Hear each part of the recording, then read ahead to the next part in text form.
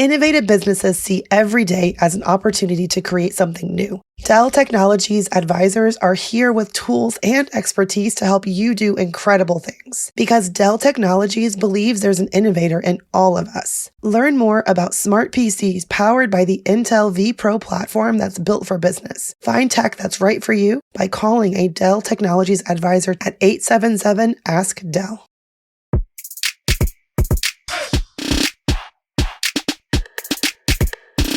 It's time for the BAQA.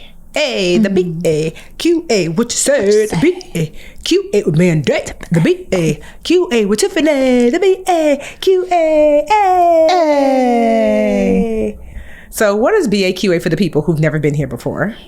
Where you been? Welcome, friends. The BAQA is a very special bonus episode of BA that comes out on Fridays, and we answer your questions because we have a bajillion of them from y'all. You can ask us anything, career, finance related, business related. Just remember that we are not your financial advisors, your investment advisors, anyone that you pay to actually give you advice, which means we're just making up things based on our own intelligence. So I like to say, get your salt shakers out and take it with a huge grain of salt, whatever we say, but there's no getting around it. We are some smart brown women, okay? So we love this segment. If y'all want to send us your questions, you can go to brownambitionpodcast.com and ask us anything, or you can slide into our DMs on IG. We are at Brown Ambition Podcast, and send us a question there. Do you want to do the first question? I need to take a breath. You read it. That was a lot of talking. Okay. This is from Ashley from IG. Hey, Mandy, I was one of your first Mandy moneymakers. Woo woo. We love a stan of Mandy. Thank you so much for all that you've done and taught me. My question today is, how can I protect myself from identity theft? This morning, I woke up to new emails about small business, social security account update, and a purchase of 2 new iPhones. Please help. Ashley, do you have to pay for credit security? Oh, wow. Something's going on there. Like, girl, they're saying, yeah, your social security account has been updated, purchase of 2 new iPhones. The first thing I do whenever I get those emails is check the email address that it came from. Because for example, I just started to advertise on Facebook a week ago, and I got the most legitimate looking email about my ads account being in violation of their rules, which is like it can happen all the time when you're doing ads. It's really easy to like upset the Facebook gods, and you don't want to do that because then you waste money and time anyway. And I was almost like, I need to click this link and figure out what I've done. But it just something about it, like the formatting. And so I checked the email address, and it was like from an Outlook account, you know. So I think the first thing to secure yourself is to be aware of what phishing attempts look like, which seems so old school, but they still happen, you know. So check that email address. You can also hover over any hyperlinks and see where it's actually trying to direct you to. And if it's not to, you know, a legitimate website, then I would just say, immediately kick it to spam or to junk. That's how I feel about email. But now it's like coming to your text. Do you get phishing text now? Girl, yes. Talking about this, the IRS. I'm like, girl, so you texting now? Like, with your lack of funding. I know. So no, first and foremost, that like whenever I get to Mandy's point, you know, I check the email to see like who's the email address coming from. And then typically I'll call the company directly if that's available to me to call the company directly. But one thing I had to do, so when my late husband was still here, I don't know why, but they used to steal that poor man's identity all the time. Like literally one time they bought a car, and we only knew because they were like based in, I don't know, like upstate New York or someplace far where they were getting tickets from Easy Pass. And so they would bought a car with Jarrell's name. Mm-hmm. And then like got a loan or something. And then they were getting, you know, they had an Easy Pass account they put in his name and was not paying the ticket. So we were getting Easy Pass tickets. That's how we found out. It was just a mess. I would say at least 3 times when I was with him, and he said it happened before. Like, I'm like, so I'm assuming that his probably information was on some crazy, you know, like what is like the dark web, you know, and so they're probably just swapping it out. Plus too, Jarrell's an identical twin. His twin's name is Terrell. So you have Terrell Smith, both born on the same day. And so oftentimes they would see each other's things on each other's credit reports, because that happens too with juniors. Oftentimes that will happen, especially if you're in the same house. Your dad is a senior, you're a junior. but you're both named Robert Smith and you live at the same place. So sometimes you'll see your stuff on each other's credit report, but it happens with twins who have similar names too. Oh, really? So what would they do then? Would they have to like dispute it or? Yeah, girl, they wasn't doing credit bureaus. They was like, whatever. I was like, this is why your credit score looked the way. Oh, it was bad stuff too. Like, whatever. So when I came along, I said, babe, we got to do something about this because this is crazy. So we actually, this is not sponsored or anything like that. They haven't given me any money like as Budgetnista or Brown Ambition. We actually signed up for LifeLock and it stopped it instantly. Tell me about LifeLock or these. Yeah, because I have never invested in something like that. I can't remember how much LifeLock costs because now I just like have it automated. I think at the time it was like maybe like $10 a month. Maybe it's a little bit more now, maybe $20 or something, whatever it is. Yeah. So we got LifeLock, signed up for it. And what I like about LifeLock is even for me, I remember once I went to go open up a bank account at like my regular bank or whatever. And the bank was like, we're not able to. And I'm like, why? And then I got a text from LifeLock saying, someone's trying to open up a bank account. If that's you, click yes. If that's you, click no. And I was like, oh, that's right. So I had to approve. So I would get a text or emails. And typically it's a text, email, and phone call to say what any new card, any new bank account, any new debt that I'm trying to get into, LifeLock would hit me up and say, is this you?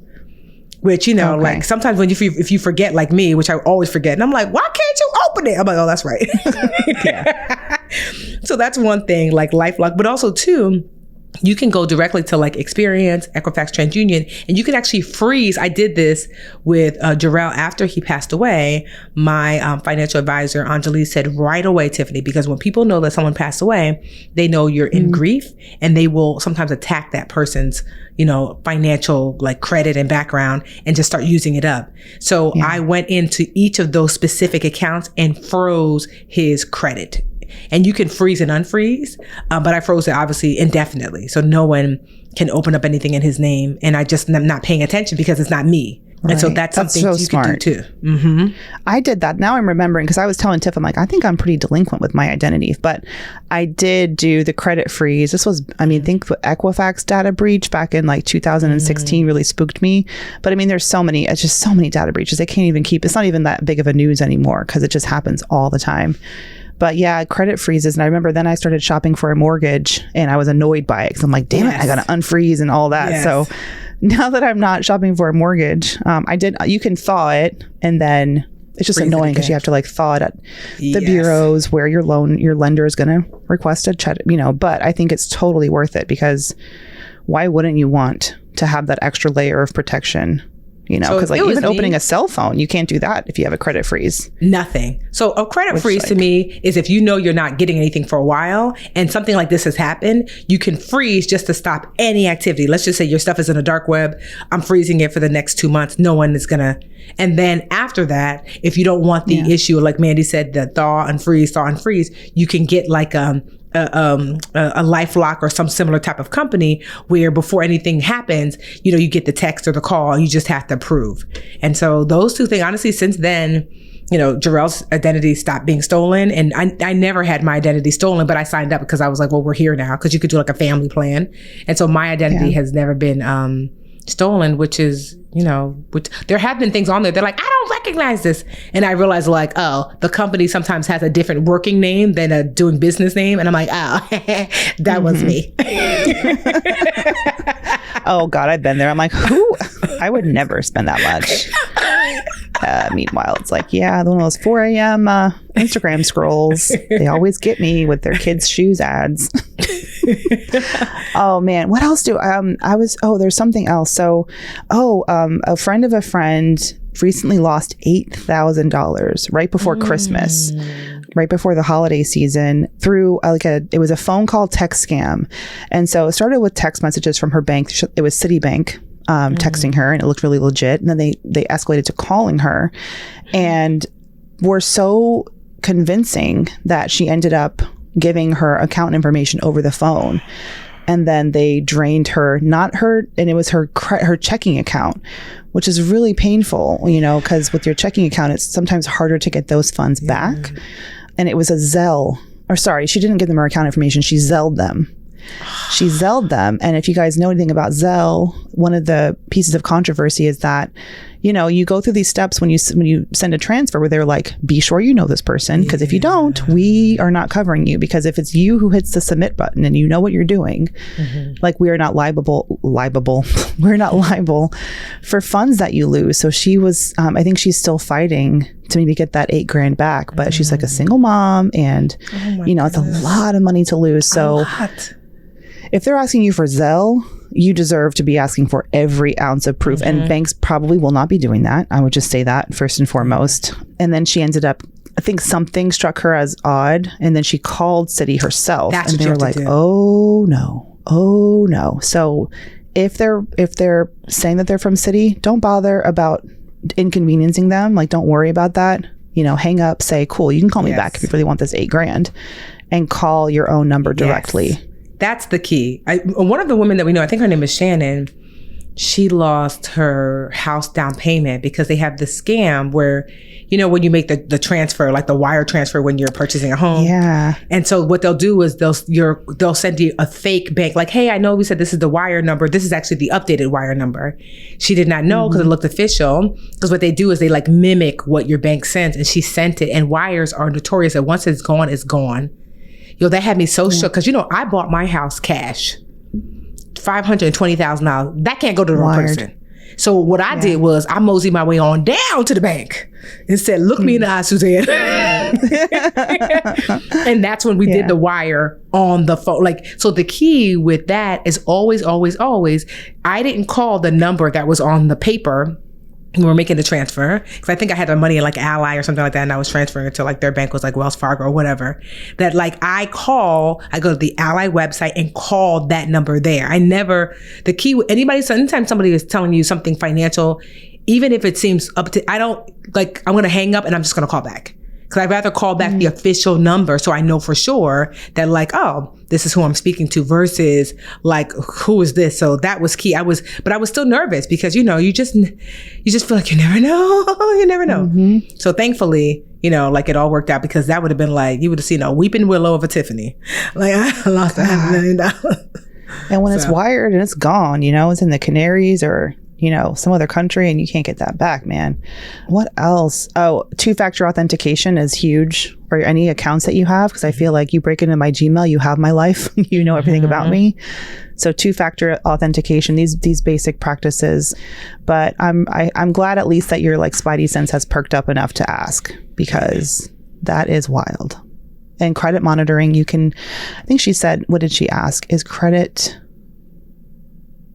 I thought she asked something about a credit card. Maybe that's the next question. Anyway, with your credit card, it's smarter to just, you know, in general, buy big things with your credit card or use your credit card for most purchases if you know you can do that responsibly, because you do have most credit cards offer $0 fraud liability. So if there is fraud and it's on your credit card, then they will cover it, you know, no questions asked. Whereas with your debit card, some of them have limits on how much they'll cover, or limits on you have to catch it and report it within a certain time frame, like 30 to 60 days. And if you don't, then there's less of a chance that they'll be able to recover the funds for you. So that's why there's like a bit of a case for using credit versus debit for any big, you know, purchases and things like that. But yeah, stay vigilant, y'all. Stay woke. 2-factor authenticate. Look up the email addresses. Call them directly. That's our last. That's a good summation. I can't talk. Summation. Recap of our advice. We're really, really smart. Trust us. Okay, cool. Let's take a break. It's like, oh, I'm gonna get the next one, Mandy. Stop. Sit down. We take a break, woosah, pay some bills, and we right back in black. Hey, VA fam, this episode of Brown Ambition is sponsored by BetterHelp. Give online therapy a try at betterhelp.com/brownambition and get on your way to being your best self. Take it from me, getting to know yourself and all the different versions of ourselves that change over time. It takes time, it takes reflection, and honestly, it can actually require help, like the kind of assistance you can get from BetterHelp. Life can come at you fast, and we're just not always prepared to answer the challenging questions that we are faced with or the uncertainty that is constantly coming. We need someone to talk to, and that's all right. Someone who can listen and help us sort through our options and possibly eliminate obstacles that prevent us from personal fulfillment and happiness. Or in my case, prevent you from sending that text to your dad because you have deep, deep daddy issues and you're angry. My therapist saved me from sending the worst text to my dad last week, y'all, and I was so grateful. I was like, you know what? That's growth. That's that on growth, all right? So with BetterHelp, you can be connected to a licensed therapist who can take you on a journey to self-discovery from wherever you are. If you're considering therapy, give BetterHelp a try. It's all online, convenient, flexible, and suited to your schedule. Discover your potential with BetterHelp. Visit betterhelp.com/brownambition today to get 10% off your first month. That's BetterHelp, HELP.com/brownambition. April is National Financial Literacy Month. What is financial literacy? It's applying different skills effectively, including managing your finances, budgeting, and saving.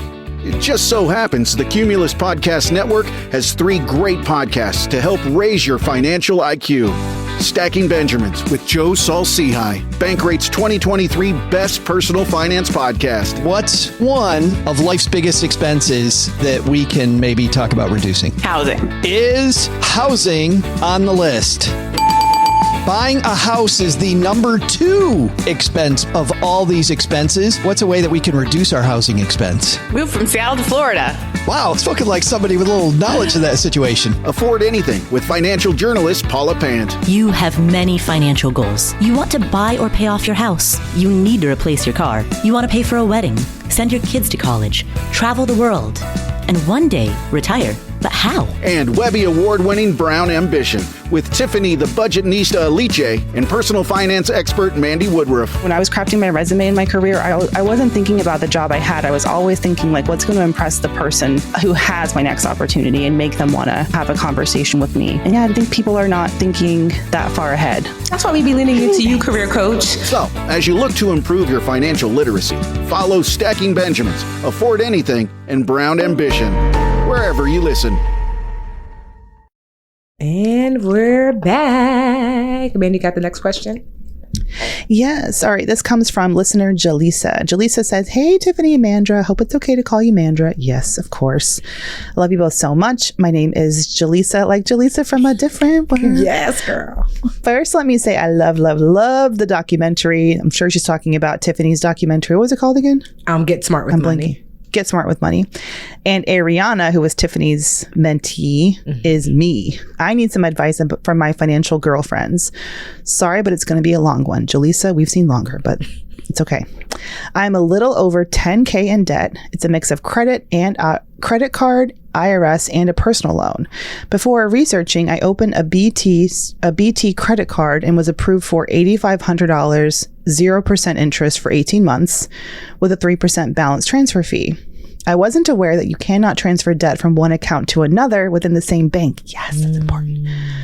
I work a part-time job that gives me an extra $467 a month, and my full-time job gives me an extra $200 a month after bills have been paid. My question is, should I put everything except the one credit card on the Oh, I know what BT is. Balance transfer. I'm like, what bank is BT? I'm caught up now. Should I put everything except one credit card onto the balance transfer credit card and work on paying them both down, or go back to the basics and use the debt snowball method? Thank you so much for all you do. Okay, so she has $10,000 in debt. Yeah. It's a mix of credit card, IRS, personal loan. She has gotten approved for up to $8,500 on the 0% balance transfer card. Okay. She's not going to be able to transfer all of that because some of it comes from the same bank. This is very important. Tell them about it, Tiff. The whole balance transfer thing. So balance transfers are when you have, like, ideal, you have one card that the interest rate, you're paying interest on it. And the ideal situation is that you get another card that can cover what you owe on the first card, but they give you no interest payments for ideally more than a year. So her credit score must be pretty decent if they gave her 18 months, because that's like one of the highest that you can get. And I think that's what I had gotten when I made my balance transfer, which is great, which means let's just pretend like she was able, like, you know, the math is easy, where she owed $10,000 on this one card at a different bank, and she has a balance transfer card of $8,500. She makes the transfer over to the $8,500. Some of it will still stay on the old card, the $1,500 or whatever left. But now she can, every cent that she gives to the new card actually goes to the money owed. So that's the benefit. That's how I was able to get that. You know, remember my friend who's in jail now, who, you know, I had the Jake the Thief, who Oh, he's in jail? Well, he was in jail temporarily. I don't know if he's still in jail. Let's hope. Okay. So he left me $35,000 in credit card debt, and how I was able to pay it off is I got a couple of balance transfer cards and transferred the $35,000 to those cards, so I can focus on just paying the principal, not the principal and the fees and the interest. You know, and it took me about 3 years to do so. So one, you're in pretty decent shape to start. But the thing is, like, you have to be careful, because like her, yes, you may not know, you can't transfer money from this. Like, you can't get a Chase balance transfer card and transfer money from another Chase card. Yeah. Banks use this as a tool to get new business. They don't want your old business. They're like, girl, you old news, girl. We got you for 23.99 APR already. We're not going to give you 0%. No. But Wells Fargo, but Bank of America, these other banks, they will offer. So you have to be careful to think ahead. Okay, you want to apply for a BT at a totally different issue or a totally different bank. Sorry to interrupt. No. So if it was me, because it was me, I would transfer. Well, one, be careful with balance transfer cards too, because sometimes at the end of the 18 months, if you have not paid it off, it not only jumps to whatever the new interest rate is, but all the interest might come due from the very beginning. So be careful, Jalissa. Like, what are the terms? Because mine was one of those. So I said, Tiffany, I don't care what you do, sis. You got to get this money off this card in the 18 months that they've given you, or you're not going to owe the 20% on like the balance that's left over. You're going to owe the 20% on the original balance you transferred over, which is scary. So be careful of that too. But I would honestly transfer over all that I could. And then pay my 0% interest. I would make that card the priority. I would still do the snowball method, but I would make that, debt the priority to pay down and pay off as quickly as possible, since all your money is going directly to what you owe. But I would ask myself, only transfer over what I know I can pay off in 18 months. So let's say. I just did the math because I was wondering. Go ahead, girl. Do that math. Mind if I do? Allow me. So $8,500 over 18 months, that's $472 a month. So you have almost exactly what you need from your part-time job to make that a priority and pay it down. But the key is, if you let 1 month go by, then it's going to get more expensive and more expensive. And I have been there. I got a balance transfer credit card for more than that. And I was like, woohoo. I didn't use the whole balance, but then it feels like a place you can put things because it's 0%. And then before you know it, you just rack up more and more. So and even for me, I know better, it got a little hairy.